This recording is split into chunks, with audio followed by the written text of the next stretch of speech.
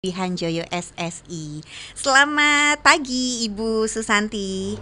Selamat pagi, Bu. Ya, apa kabar untuk suasana pagi hari ini, Bu?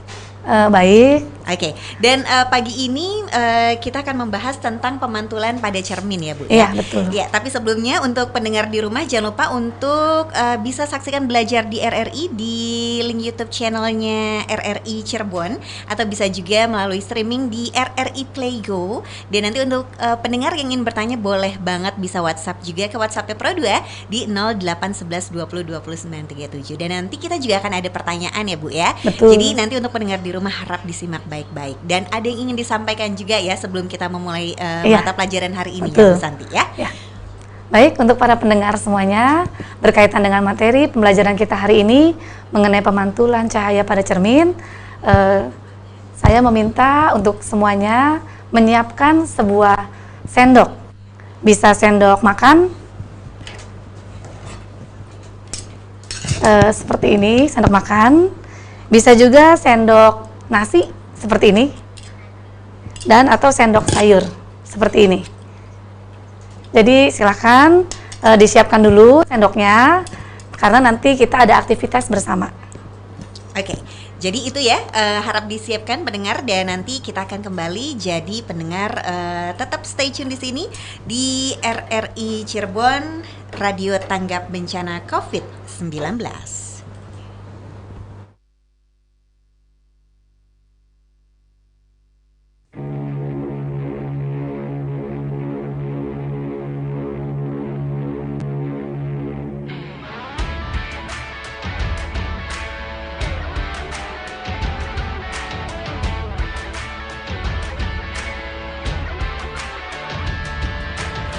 Waspada corona, cuci tanganlah setiap hari.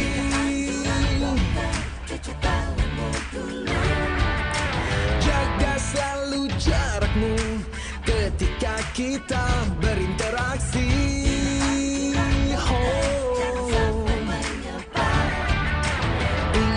Ingatlah jaga kesehatan, jaga kebersihan. Sementara jangan berjabat tangan, demi kebaikan, keamanan kita bersama. Marilah bersatu padu, stop penyebaran virus corona. Tetap tenang, tidak panik, tingkatkan kewaspadaan. Marilah kita berjuang, cegah penyebaran virus corona. Pasti bisa melewati, hadapi ini semua.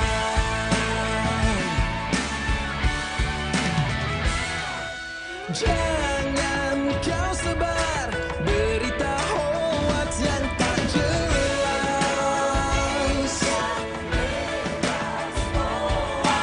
Ikuti saja semua anjuran pemerintah.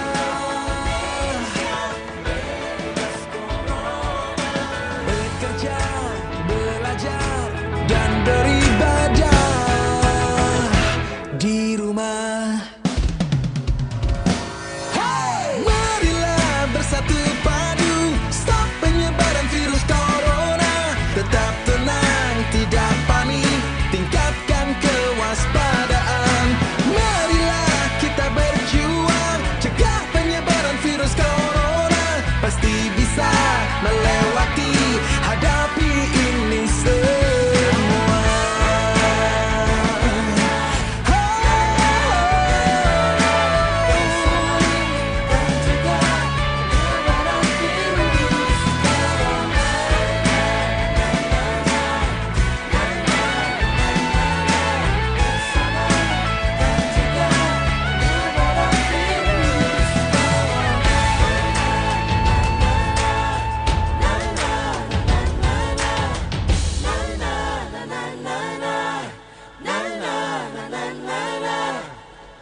Pendengar, kita kembali lagi di Belajar di RRI, masih dengan Ibu Guru Susanti dan masih dengan mata pelajaran IPA Fisika untuk suasana pagi hari ini ya.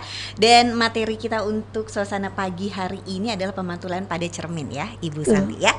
Gimana, mungkin pendengar udah siap pastinya ya dengan alat-alatnya tadi. Silakan Ibu Santi. Baik. Baik semuanya, untuk para pendengar sudah disiapkan ya 1 sendok saja dari bahan logam. Nah, hari ini kita tetap belajar fisika, bukan tata boga ya. Jadi walaupun peralatannya kok kayak mau makan gitu ya, tapi sebenarnya kita masih ada kaitannya dengan materi kita hari ini. Nah, sekarang bagi para pendengar yang telah menyiapkan sendok, saya meminta untuk semuanya silahkan untuk melihat ke dalam bagian sisi sendok. Kalau kita amati sendok itu memiliki 2 sisi lengkung. Nah, kita lihat bagian yang cekung dulu. Kita lihat, diamati ya. Gambarnya kalian amati. Kemudian silahkan dibalik posisinya. Jadi kalau tadi kita melihat dari sisi bagian yang cekung, sekarang kita melihat dari bagian yang cembung. Silahkan diamati. Sudah? Oke. Bila sudah, ada sebuah pertanyaan yang akan kita jawab nanti di akhir program ini, yaitu apa yang kalian lihat dari 2 sisi sendok tadi, dari sisi cekung dan dari sisi yang cembung, apa perbedaannya? Seperti itu. Baik, kita langsung memulai saja pembelajaran pada hari ini. Sekali lagi, Ibu akan menuliskan dulu materi kita hari ini adalah pemantulan cahaya pada cermin. Ya, pemantulan cahaya pada cermin. Sebelum kita berlanjut, kita akan belajar dulu, akan mengetahui dulu kompetensi dasar apa sih yang harus kita kuasai. Silakan, Pak. Bukan, yang kompetensi dasar. Yang pertama. Nah, ini dia. Oke, terima kasih. Untuk kompetensi dasar itu diambil dari kompetensi dasar 3.12, yaitu menganalisis sifat-sifat cahaya, pembentukan bayangan pada bidang datar dan lengkung, serta penerapannya untuk menjelaskan proses penglihatan penglihatan manusia, mata serangga, dan prinsip kerja alat optik.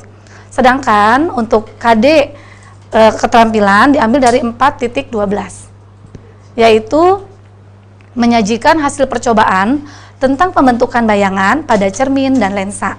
Yuk kita langsung aja lanjut, Pak. Pemantulan cahaya pada cermin disusun oleh Ibu Santi. Next. Ya, target pencapaian kegiatan pembelajaran kita hari ini Ibu bagi menjadi 4, yaitu yang pertama, pendengar nanti setelah mengikuti program ini dapat membedakan bayang-bayang dan bayangan. Kedua, membedakan bayangan nyata dan bayangan maya. Ketiga, mengenal cermin datar, cermin cekung, dan cermin cembung. Dan yang terakhir, ini materi pokok kita, pemantulan cahaya pada cermin. Kenapa sih kok temanya pemantulan cahaya, tapi ada 3 poin sebelumnya? Karena sebelum kita mempelajari tentang pemantulan cahaya, kita harus menguasai dulu materi prasyaratnya, yaitu yang 3 tadi sebelumnya. Next. Baik, kita langsung saja mulai. Yang pertama, perbedaan bayang-bayang dan bayangan. Tentunya kita tidak asing dengan 2 istilah ini, bayang-bayang dan bayangan. Tetapi, apakah kita sudah dapat membedakan pengertian dari 2 kata tersebut? Sekilas terlihat mirip bayang-bayang dan bayangan, tapi sebenarnya di dalam fisika ada perbedaan yang sangat jelas sekali di antara kedua kata tersebut. Kita lanjut. Untuk bayang-bayang kita lihat di situ ya, ada gambar di sebelah kiri. Bayang-bayang atau dalam bahasa Inggris itu shadow, sedangkan untuk bayangan itu image. Next. Bayang-bayang adalah daerah gelap di belakang benda karena cahaya terhalang oleh benda tersebut. Ini pengertian dari bayang-bayang. Jadi bayang-bayang sekali lagi, daerah gelap di belakang benda karena cahaya terhalang oleh benda tersebut. Next. Ukuran bayang-bayang ditentukan oleh jarak benda terhadap sumber cahayanya. Next. Sedangkan untuk pengertian bayangan itu sendiri adalah bayangan adalah gambar yang tampak karena adanya pertemuan sinar pantul atau sinar bias. Bayangan dapat dihasilkan oleh cermin atau lensa yang tadi di awal kalian amati menggunakan sendok, itu namanya bayangan, bukan bayang-bayang. Next. Nah, warna bayangan sama dengan warna bendanya. Ini faktor pembeda yang lainnya. Jadi bayang-bayang itu gelap, tapi bayangan mempunyai warna. Itu pembedanya. Jadi sampai sini sudah bisa membedakan ya pengertian dari bayang-bayang dan bayangan. Next. Nah, berikutnya yang akan kita gunakan lebih lanjut dalam proses pembelajaran ini yaitu istilah bayangan. Bayangan sendiri itu dibedakan lagi menjadi dua, yaitu ada bayangan nyata dan ada bayangan maya. Ini pun penting, kalian harus dapat membedakan apa sih bayangan nyata, yang kayak gimana sih bayangan maya. Ya, untuk itu kita lanjut materi berikutnya. Bayangan nyata dan bayangan maya. Kalau kita lihat di sebelah kiri itu ada bayangan nyata, ada gambar gitu ya. Kemudian di sebelah kanan bayangan maya itu juga ada gambar. Selanjutnya, next.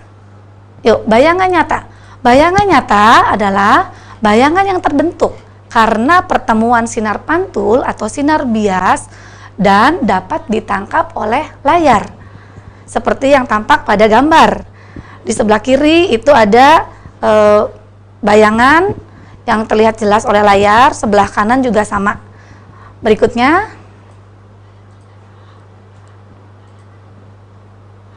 bayangan nyata itu hanya dapat dihasilkan oleh cermin cekung dan lensa cembung.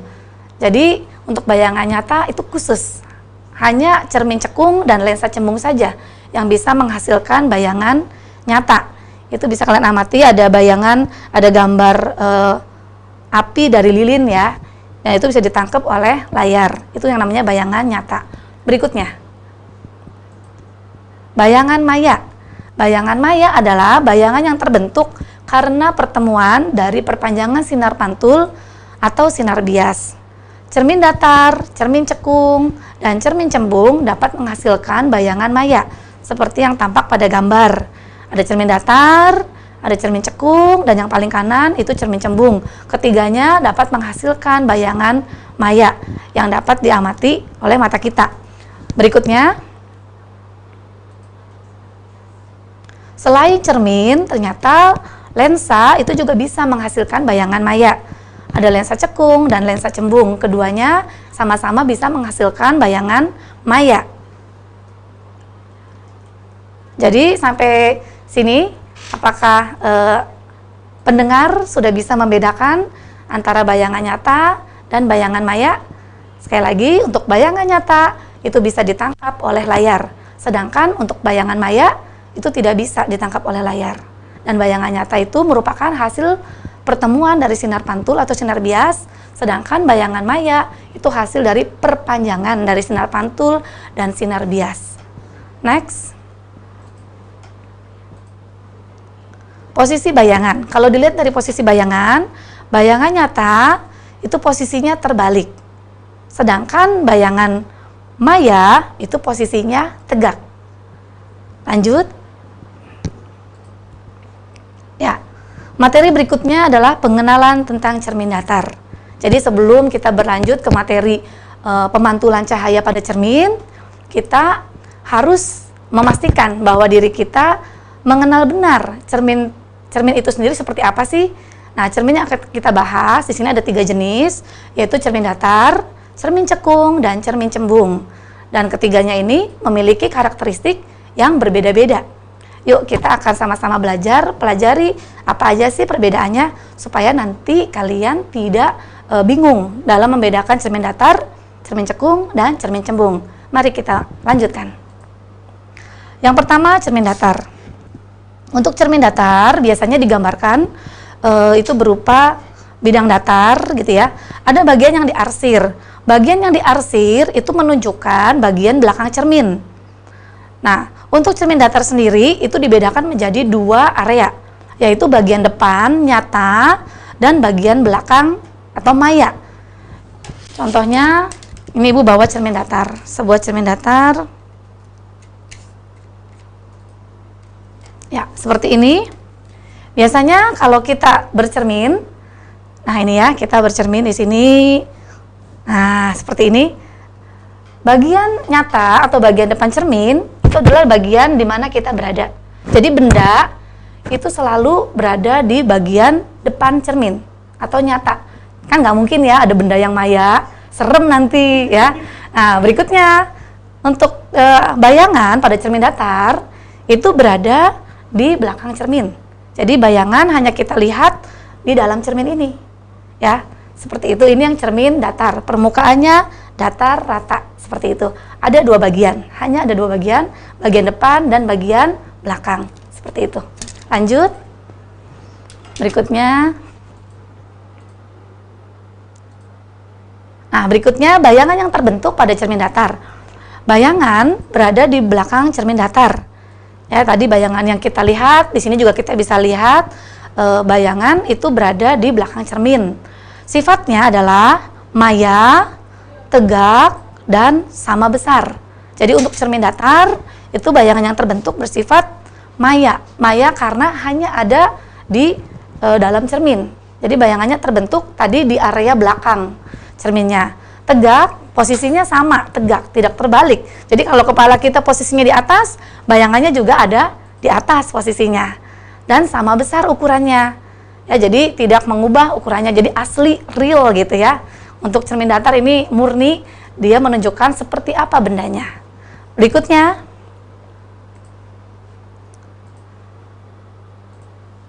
Ya, kita lihat di sini sifat bayangan pada cermin datar yang lain adalah di situ kita lihat ada gambar benda, bahasa Inggrisnya objek, kemudian bayangan itu image.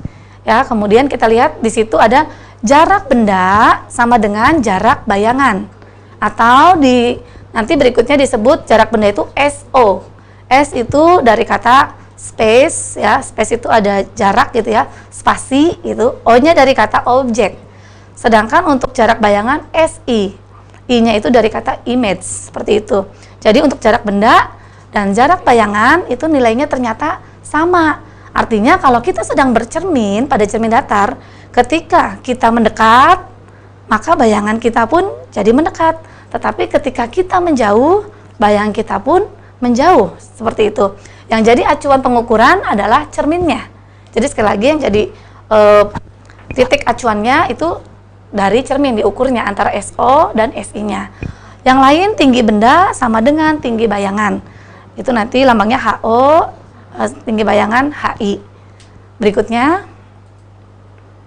apabila ada dua cermin datar membentuk sudut tertentu, maka nanti ternyata ada sejumlah bayangan yang dapat kita amati. Mungkin nanti para pendengar bisa mencoba di rumah. Apabila di rumah tersedia dua cermin datar, silahkan dicoba membentuk sudut tertentu. Ketika sudutnya itu kita perkecil, maka nanti bagaimana dengan jumlah bayangannya? Kira-kira bayangannya bertambah atau malah berkurang jumlahnya? Nah, untuk menghitung jumlah bayangan, itu ada sebuah persamaan, yaitu 360 dibagi alfa dikurangi 1. Kenapa angkanya kok 360? Karena satu lingkaran penuh itu bernilai 360 derajat. Nah, untuk alfa itu menunjukkan besar sudut yang dibentuk oleh kedua cerminnya. Sedangkan minus 1, kenapa harus di minus 1 rumusnya? Karena minus 1 itu menunjukkan adanya area benda.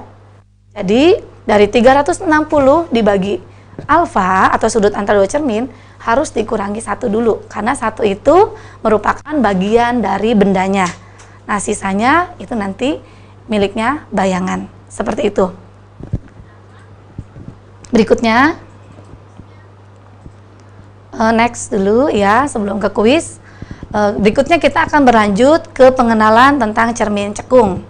Jadi tadi yang cermin datar, kita sudah cukup ya mengenal tentang cermin datar, bahwa permukaannya datar, rata, kemudian bayangan yang terbentuk, maya, tegak, sama besar, jarak benda sama dengan jarak bayangannya, tinggi benda sama dengan tinggi bayangannya. Nah, sekarang kita akan berlanjut lagi untuk mengenal lebih dalam mengenai cermin cekung.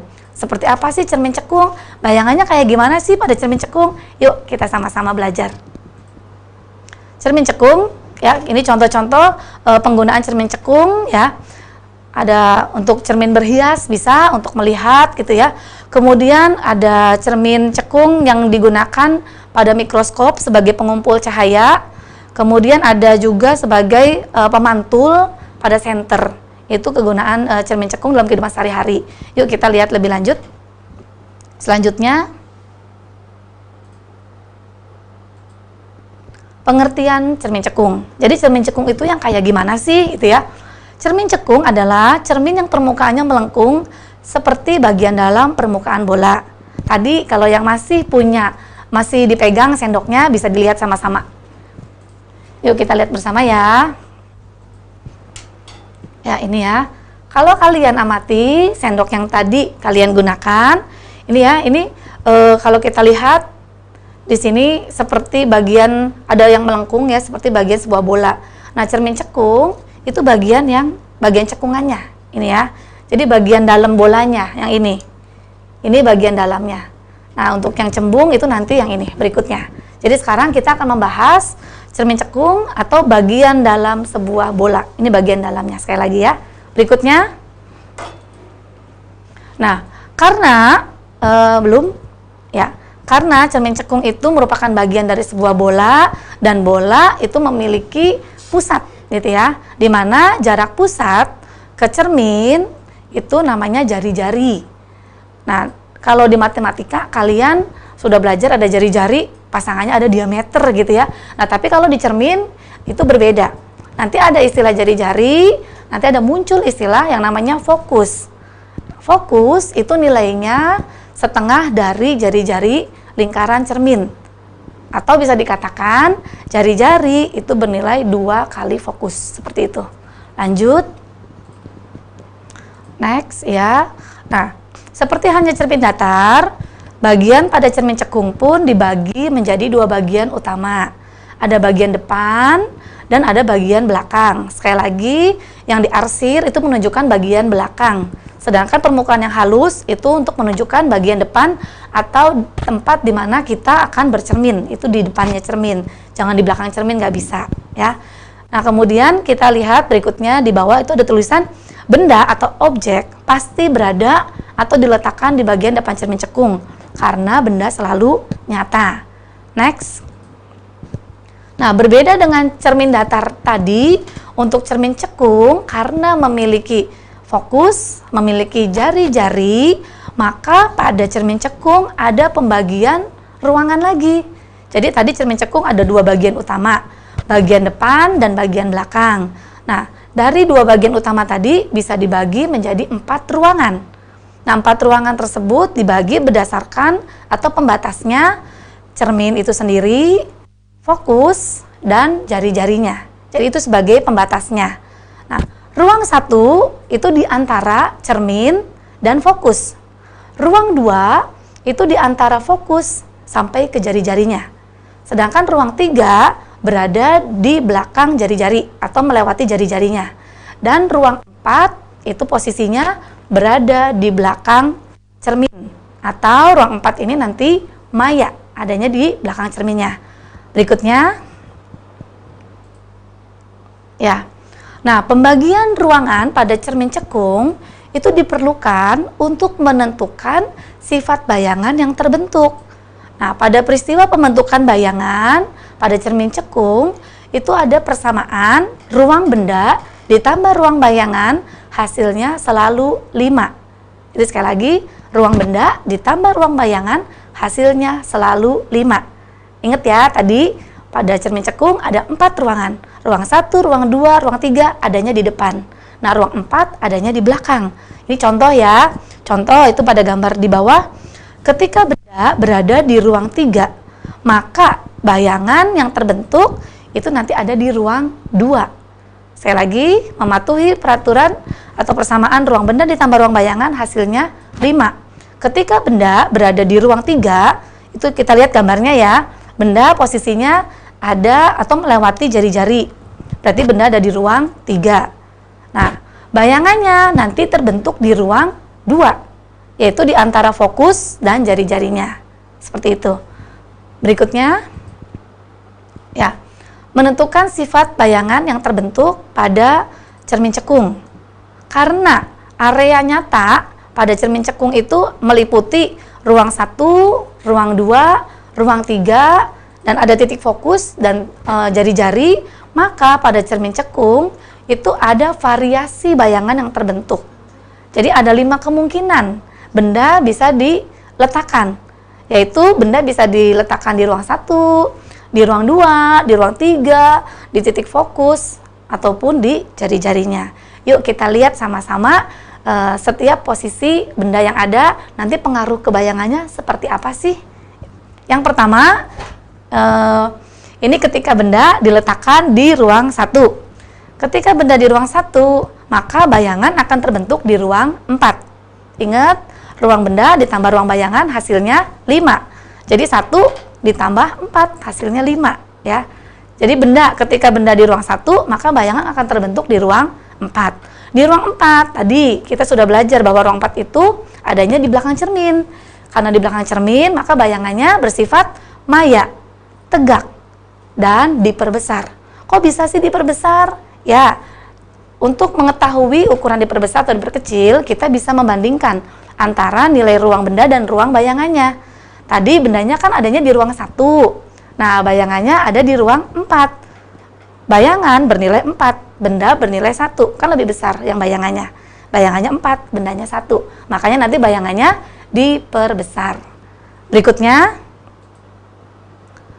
nah ini apabila bendanya kita geser, bendanya sekarang diposisikan di ruang 2, maka bayangan akan terbentuk di ruang 3. Ruang 3 itu posisinya ada di depan cermin. Nah, karena di depan cermin itu area nyata, maka sifat bayangan yang terbentuk nyata, terbalik, dan ukurannya diperbesar ya. Ruang bendanya 2, bayangannya 3, jadi lebih besar bayangannya, maka bayangannya diperbesar. Berikutnya, nah sekarang apabila benda kita geser lagi menjauhi cermin, posisi benda sekarang berada di ruang 3, maka menurut aturan bayangan akan terbentuk di ruang 2. Sifatnya karena ruang 2 juga posisinya ada di depan cermin, maka bayangan yang terbentuk nyata, terbalik, diperkecil. Karena bayangan adanya di ruang 2, benda adanya di ruang 3. 2 sama 3 kan yang 2 lebih kecil, jadi bayangannya diperkecil seperti itu. Lanjut. Nah, sekarang apabila bendanya kita letakkan tepat di jari-jari cermin, maka bayangan akan terbentuk tepat juga di jari-jari cerminnya dengan sifat bayangan nyata, terbalik, dan sama besar karena posisinya sama-sama di jari-jari. Dan yang terakhir, posisi kelima itu ketika benda diposisikan di titik fokus. Next.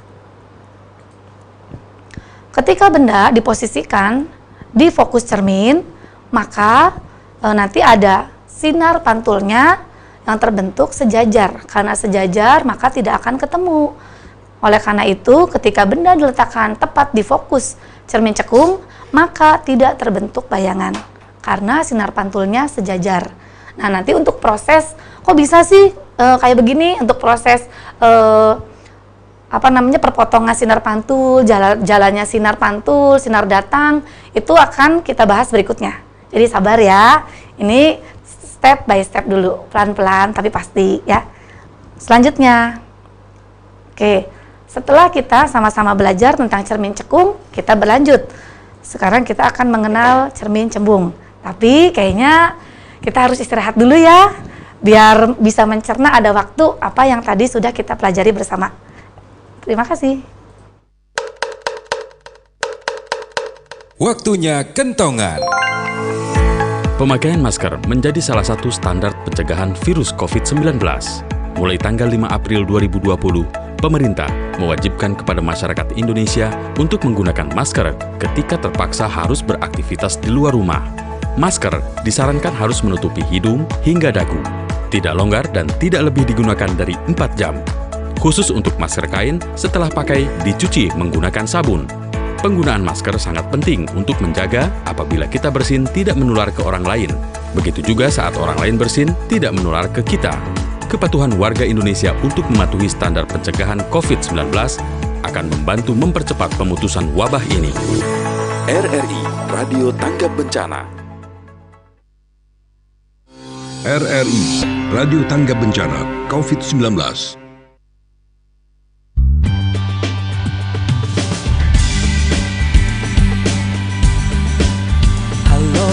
semua masyarakat Indonesia tetap sehat dan semangat lawan virus corona. Bersama RRI janganlah panik, kita lawan berita yang menyesatkan. Ditemani lagu dan berita aktual, download aplikasi keren RRI Play Go. Dengarkan dan nonton apa yang ingin kita dengar dengan satu sentuhan di RRI Play Go. RRI temani semua dimanapun kau berada, menjawab semua keraguan di tengah pandemi dunia. Terima kasih tenaga medis, perjuangan dan pengorbananmu, tenaga medis tercinta. Doa kami untuk kalian semua. Tetap ceria kawan, hati tenang dengan doa dan usaha. Jaga kebersihan, cuci tangan dan jaga jarak. Di rumah bersama RRI, belajar bekerja beribadah di rumah. Temani lagu dan berita aktual, download aplikasi keren RRI Play Go. Dengarkan dan nonton apa yang ingin kita dengar dengan satu sentuhan di RRI Play Go. RRI temani semua dimanapun kau berada, menjawab semua keraguan di tengah pandemi dunia. Terima kasih tenaga medis, perjuangan dan pengorbananmu, tenaga medis tercinta. Doa kami untuk kalian semua. RRI sekali di udara, tetap di udara.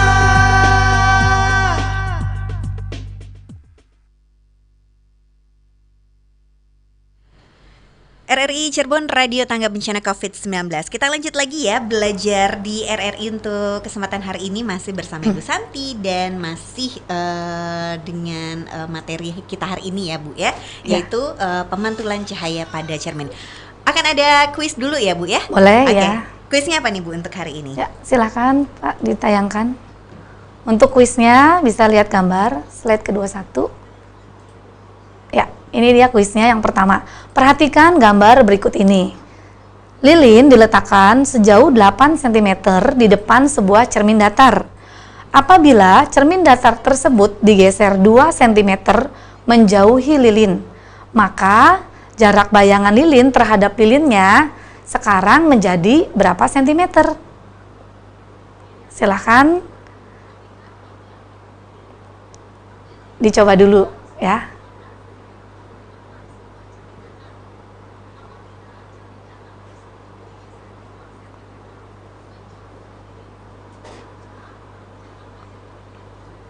Ya, baik, langsung pembahasan aja ya. Oke, yuk sekarang kita lihat di sini ya di gambar. Awalnya lilin itu berjarak 8 cm dari cermin. Berarti SO-nya 8 cm. Ketika SO 8 cm pada cermin datar, ini cermin datar ya, SO sama SI-nya sama. Maka jarak bayangannya juga 8 cm. Nah, kemudian ada kondisi kedua, yaitu cermin digeser sejauh 2 cm menjauhi lilin. Jadi cerminnya dimundurin ya. Ketika cerminnya dimundurin, sekarang SO-nya berubah. Jadi bertambah ya, kan semakin jauh. 8 ditambah 2, sekarang SO-nya jadi 10. Nah, ketika SO-nya 10, otomatis SI-nya mengikuti. Jadi 10 juga. Tetapi yang ditanyakan adalah jarak bayangan terhadap lilinnya. Jadi jawabannya bukan 10. Yang benar jawabannya 20. Ya, karena dari bayangan ke bendanya. Jadi benda ke cermin 10 cm. Bayangan ke cermin 10 cm, ya. Jadi cermin itu tengah-tengahnya. Ya. Bisa? Ini ya, jadi yang ditanyakan kan jarak bayangan lilin terhadap lilinnya, bukan terhadap cermin. Jadi tinggal 10 ditambah 10, hasilnya 20. Pasti bisa semua ya. Baik, yuk kita lanjut lagi ya. Tadi belum selesai pembahasan kita mengenai cermin cembung. Baik, kita lanjut. Sebelumnya dulu yang pengenalan pada cermin cembung. Lanjut. Nah, ini dia ya. Pengenalan pada cermin cembung. Cermin cembung juga sebenarnya banyak di sekitar kita. Cuma mungkin kadang-kadang kita masih bingung membedakannya. Ini cermin datar, cermin cekung, atau cermin cembung ya, seperti itu. Karena apa? Karena kita belum mengenal dengan baik gitu antara ketiganya. Jadi nanti harapannya setelah belajar ini, anak-anak kelas 8 khususnya, itu nggak boleh bingung lagi ya. Oh, ini datar, ini cekung, ini cembung, harus bisa, harus terampil membedakan. Ya, yuk sekarang kita lihat dulu nih contohnya. Cermin cembung itu biasa diletakkan pada tikungan-tikungan jalan gitu ya, atau persimpangan jalan, agar pengemudi itu bisa saling melihat satu sama lain, menghindari kecelakaan yang ada. Atau misalnya di tempat parkir juga ada dipasang tuh cermin cembung. Di pertokoan juga ada, biasanya dipasang di atas gitu ya, untuk memantau aktivitas para pembelinya, seperti itu. Nah, kita akan mengenal cermin cembung lebih dalam lagi. Yuk lanjut Pak. Nih, pengertian cermin cembung. Jadi cermin cembung itu seperti apa sih? Nah, ini ya, cermin cembung adalah cermin yang permukaannya melengkung seperti bagian luar permukaan bola. Jadi ini mirip ya, gambarnya mirip sama yang cermin cekung tadi, tapi berbeda ya. Ini Ibu bawa contoh sebuah bola. Ini ya, ini ada bola. Nah, ini yang cermin cembung itu bagian luar bolanya. Ini. Jadi bagian luar bola ini berperan sebagai cermin cembung. Seperti ini ya, ini bolanya. Kalau yang cekung berarti bagian dalamnya. Seperti itu. Berikutnya. Ya. Untuk bagian pada cermin cembung sama seperti cermin datar, cermin cekung tadi, cermin cembung juga dibedakan menjadi dua bagian utama, yaitu bagian depan nyata di mana benda diletakkan, dan bagian belakang itu atau maya. Nah, tapi sekarang kita dapat melihat perbedaan yang sangat nyata ya, maksudnya antara cermin cembung dan cermin cekung. Walaupun sekilas bentuknya sama, tapi itu kalau kita lihat arsirannya sekarang sudah berbeda posisi dan itu berbeda maknanya. Untuk cermin cembung, jari-jari dan fokusnya sekarang berada di belakang cermin atau di area maya. Jadi kita lihat di situ ya di gambar, fokus dan jari-jarinya sekarang berada di belakang cermin. Next. Nah, untuk pembagian ruang pada cermin cembung itu sama. Pada cermin cembung dibedakan lagi menjadi 4 ruang. Jadi sama, tapi sekarang karena posisi cerminnya itu bertukar posisi ya, maka sekarang kita dapat melihat di situ di gambar ya. Ruang 1, ruang 2, ruang 3, fokus dan jari-jari sekarang posisinya berada di belakang cermin atau maya. Sedangkan ruang 4 pada cermin cembung sekarang berada di bagian depan atau di area nyata. Nah, benda itu kan selalu nyata. Oleh karena itu, nanti benda pada cermin cembung mau deket, mau jauh, posisinya selalu berada di ruang 4. Nah, kalau benda di ruang 4, maka nanti bayangannya ada di mana? Yuk kita lanjut lagi. Nah, sama halnya pada cermin cekung, pada cermin cembung pun berlaku persamaan, ruang benda ditambah ruang bayangan hasilnya 5. Ini contoh ya, pada cermin cembung di gambar tersebut terlihat benda ada di ruang 4. Maka menurut persamaannya, bayangan pasti terbentuknya di ruang 1. Ingat, ruang 1 itu antara cermin sampai ke fokus. Jadi nanti bayangan tidak mungkin melewati titik fokusnya. Bayangan akan selalu berada di ruang 1. Selanjutnya, ya ini menentukan sifat bayangan yang terbentuk. Ini ya, posisi benda sekali lagi pada cermin cembung selalu di ruang 4. Maka posisi bayangannya juga selalu di ruang 1 atau di belakang cermin. Maka sifat bayangannya karena bayangan terbentuk di belakang cermin, maka bayangannya maya, tegak, dan diperkecil. Karena apa? Bendanya tadi di ruang 4, bayangannya di ruang 1. Nilai bayangan di ruang bayangan lebih kecil daripada ruang bendanya. Jadi bayangannya selalu ukurannya diperkecil. Itu ya. Jadi sekali lagi untuk cermin cembung tidak ada variasi bayangan. Bayangannya selalu bersifat maya, tegak, dan diperkecil. Berikutnya. Nah, ini perbedaan cermin cekung dan cermin cembung. Jadi tadi kita sudah belajar cermin cekung, cermin cembung sendiri ya. Barangkali masih ada yang, aduh kok bingung ya? Mungkin tadi terlalu cepat seperti itu. Nah, sekarang Ibu menampilkan secara berdampingan supaya kita bisa lihat benar-benar perbedaannya antara cermin cekung dan cermin cembung. Yuk kita lihat bersama. Ini ada gambar seolah-olah ada bola utuh seperti itu ya. Cermin cekung sekali lagi, kalau kita mau bercermin, kita harus masuk ke dalam bolanya. Jadi bagian yang bisa digunakan untuk bercermin itu bagian dalam bola. Sedangkan cermin cembung, itu kalau kita mau bercermin, kita bisa atau kita harus berada di luar bola. Karena bagian cerminnya itu bagian permukaan luarnya. Next. Ini ya posisi cermin, yang diarsir itu menunjukkan belakang cermin. Jadi untuk yang bercermin kita posisinya harus berada di bagian yang halus, yang permukaan halus seperti itu. Kalau cekung bagian dalam, cembung bagian luar. Next. Ini bagian cerminnya tadi sama-sama dibedakan menjadi dua bagian utama, tapi kita bisa lihat di sini bagian depan dan bagian belakang pada cermin cekung dan cembung itu sangat berbeda atau kebalikan. Jadi untuk cermin cekung bagian depannya itu ada fokus jari-jari ruang 1, ruang 2, ruang 3. Sedangkan bagian belakangnya ruang 4. Tapi pada cermin cembung kebalikannya. Bagian depan itu hanya melingkupi ruang 4 saja. Sedangkan yang di belakang itu ruang 1, ruang 2, ruang 3, ada fokus dan ada jari-jari. Next. Nah, ini untuk posisi ruang cermin ya, tadi sudah dijelaskan.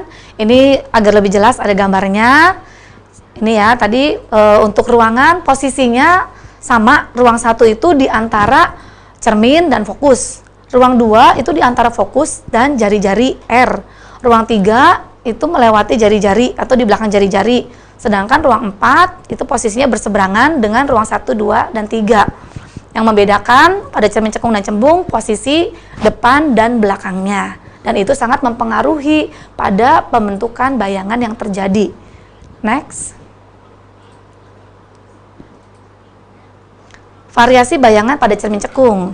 Jadi pada cermin cekung itu bisa terjadi atau bisa terbentuk variasi bayangan. Benda bisa diletakkan sekali lagi di ruang 1, di ruang 2, di ruang 3, di fokus, atau tepat di jari-jarinya. Jadi sekali lagi pada cermin cekung ada 5 kemungkinan proses pembentukan bayangan. Sedangkan pada cermin cembung, next,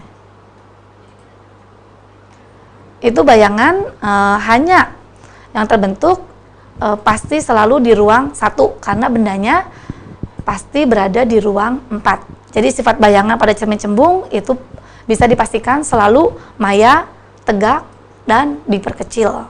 Ya, contohnya cermin cembung itu kaca spion ya pada kendaraan itu contoh penggunaan cermin cembung. Sifat bayangannya kan maya, tegak, diperkecil. Kan nggak mungkin ya cermin cembung awal spion bayangannya terbalik, nanti supirnya bingung gitu ya. Lah, ini kenapa ya gitu ya, atau diperbesar nanti malah nggak kelihatan ya, jadi diperkecil. Makanya mobil-mobil yang ada di belakang, mobil truk yang gede-gede gitu bisa kelihatan dari kaca spion seperti itu. Berikutnya, nah ini rangkumannya sifat bayangan pada cermin cekung dan sifat bayangan pada cermin cembung.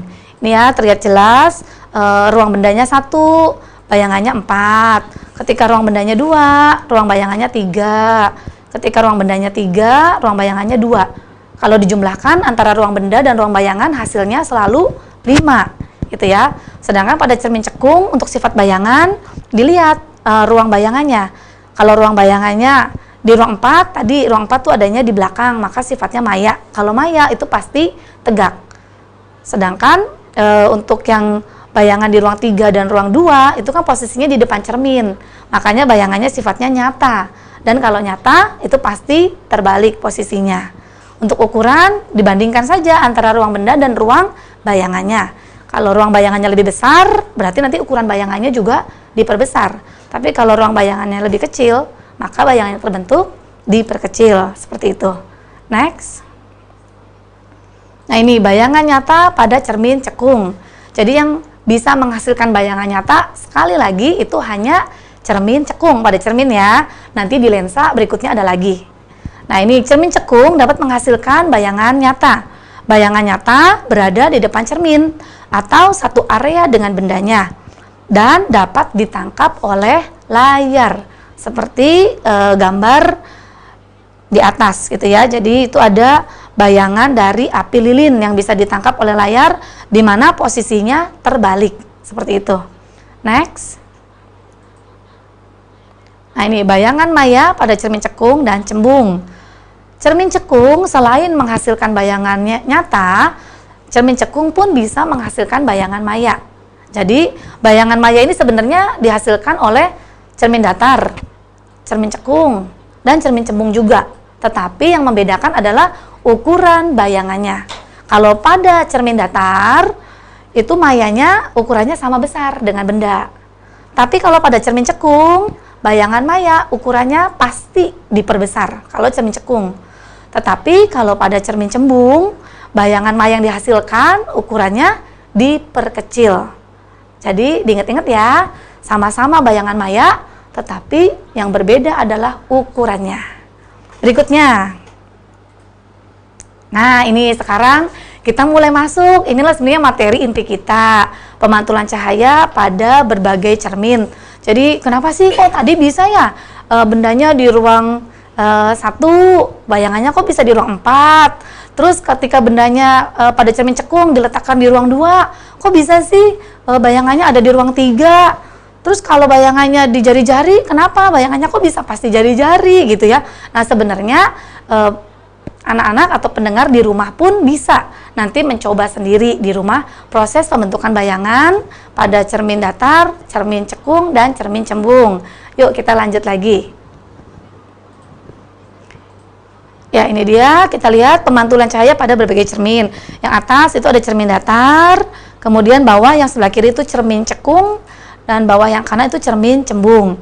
Pada cermin datar kita dapat melihat itu ada sinar datang ya, sinar itu diwakili oleh garis-garis.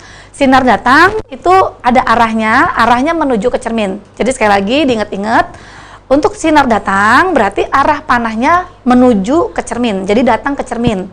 Sedangkan untuk sinar pantul, itu arah panahnya meninggalkan cermin. Itu yang namanya sinar pantul.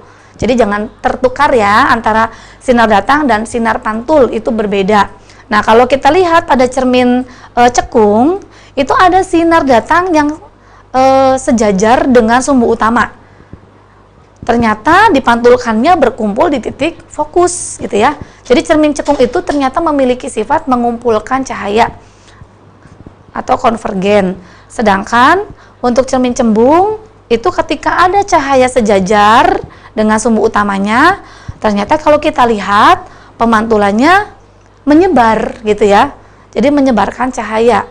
Nah, sinar pantulnya itu kalau kita lihat itu berasal dari satu titik, yaitu titik fokus. Karena titik fokusnya adanya di belakang cermin, maka sinar pantulnya itu akan menyebar. Next. Nah, hukum pemantulan cahaya. Di sini kita lihat ada dua bunyinya. Yang pertama, sinar datang, sinar pantul, dan garis normal terletak pada satu bidang datar. Yang kedua, besar sudut datang sama dengan sudut pantulnya. Tadi kalau sinar datang sama sinar pantul sudah bisa bedain ya dari arah panahnya. Nah, sekarang Ibu mau menjelaskan tentang perbedaan sudut datang dan sudut pantul. Untuk sudut datang adalah yaitu sudut yang dibentuk antara sinar datang dengan garis normal. Itu dilambangkan kalau digambar I. Sedangkan sudut pantul adalah sudut yang dibentuk antara sinar pantul dengan garis normalnya.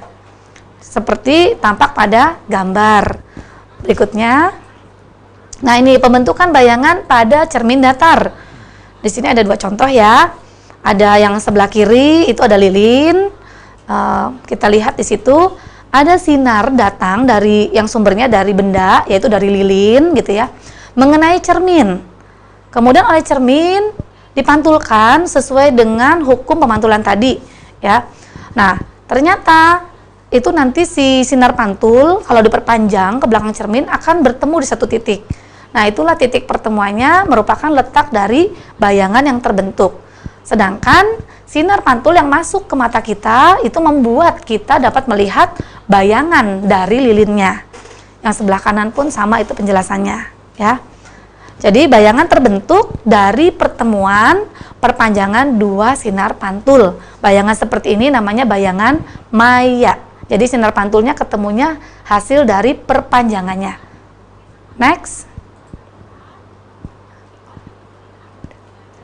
Oh, oke.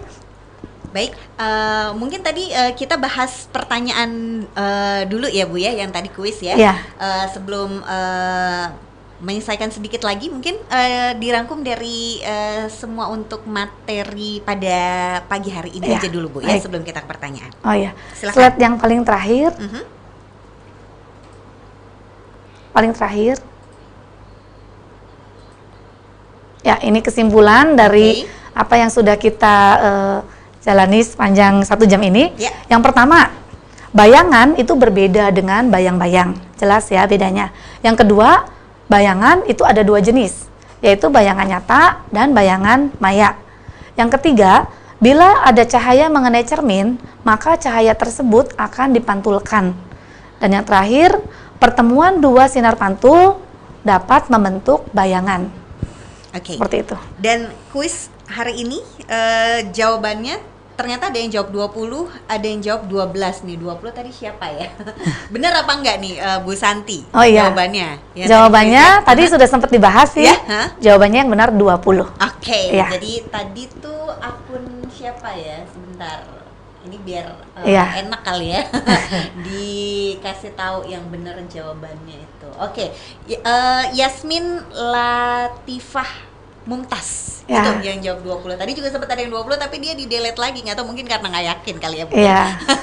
Baik, pastinya terima kasih Ibu Santi. Ya. Mudah-mudahan materi pelajaran hari ini yaitu pemantulan cahaya pada cermin ini bisa dimengerti ya Ya. untuk pendengar di rumah, dan pastinya next time kalau mungkin tanya-tanya mungkin nanti bisa sama Bu Santi langsung di sekolah pastinya Iya, ya. boleh. Di SMPK Penabur Kota Cirebon ya, Bu Iya. Santi. Oke, terima kasih Bu Santi Ya, atas waktunya. sama-sama. Ya, dan pendengar, demikian tadi belajar di RRI bersama Ibu Santi Dewi Hanjoyo SPD, dan tadi kita udah sama-sama belajar ya tentang IPA Fisika dengan materi pemantulan cahaya pada cermin. Jangan lupa di-subscribe setiap harinya ya, dan jangan lupa juga untuk besok kita akan ada lagi belajar di RRI, yaitu mata pelajarannya matematika bersama Bapak Antonius Adi Nugroho ST ya. Dan besok kita akan membahas tentang statistik atau pemusatan data. Jadi siap-siap untuk pendengar yang ingin bertanya nanti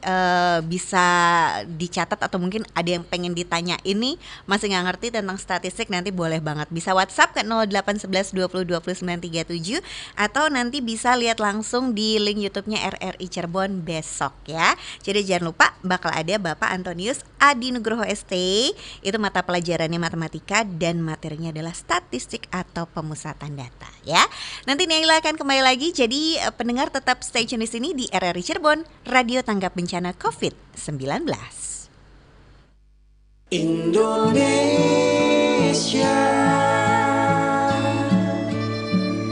hadapilah dengan tulus dan